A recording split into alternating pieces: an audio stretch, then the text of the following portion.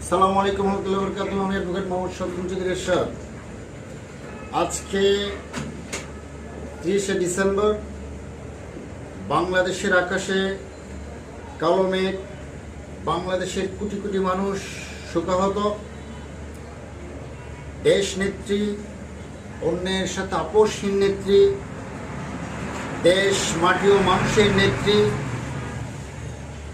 এতিম আলেম ওলামা শুদ্ধ পিলকানায় হত্যায় যারা হত্যা করেছেন তাদের বিরোধী দেশের প্রতিটি পরতে পরতে সংকট মুহূর্তে গণতন্ত্র প্রতিষ্ঠা করতে যেই নেত্রী অবদান রেখেছেন, দেশকে ভালোবেসে বিদেশে আমার কোনো বাড়ি নেই, এই দেশে আমার বাড়ি, এই দেশের মানুষ, এ দেশের মাটি আমার সব কিছু, সেই নেত্রী আজকে বিদায় নিয়েছেন।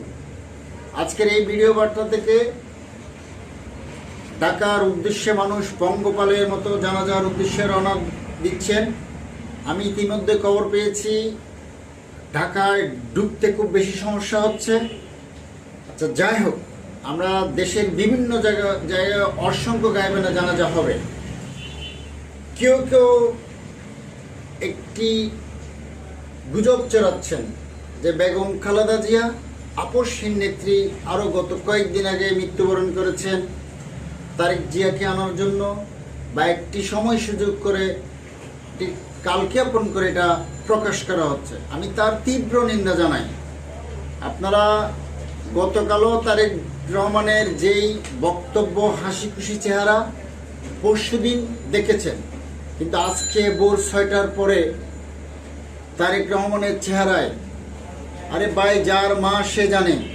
আমি আমার মা, আমার জন্মদাতা মা, যেভাবে ভালোবাসি আমার মাকে, আমি বেগম খালেদা জিয়াকে দলের স্বার্থে নয়, দেশের স্বার্থে, ওনার নীতি নৈতিকতা, উনি আলেম ওলামার পক্ষে, ইসলামের পক্ষে, ভারত বিরোধী, অন্যের সাথে আপোষহীন নেত্রী হিসেবে উনি আমার হৃদয়ে আমার মায়ের মতো করে জায়গা করে নিয়েছেন।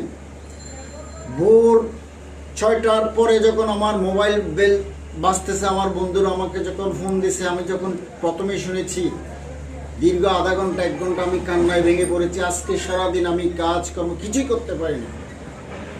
আমি আজকে আমার চেম্বারে পেশা পরিচালনায় কোন ফাঁকে বসে যে আমি কান্না করতেছি আমি নিজেও জানি না। আর তারেক রহমানের আজকের চেহারা দেখে বোঝা যায়